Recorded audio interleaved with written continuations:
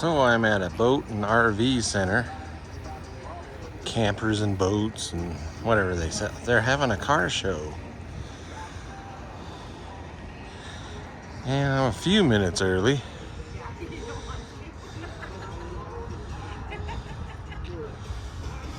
They're also supposed to be having a free lunch.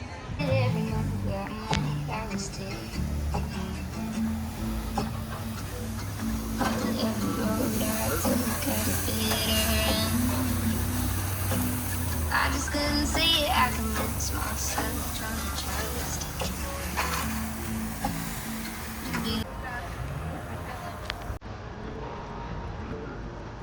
Ready?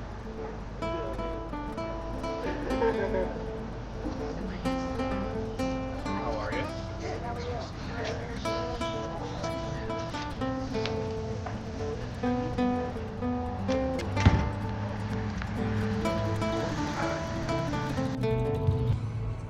I didn't want any chips.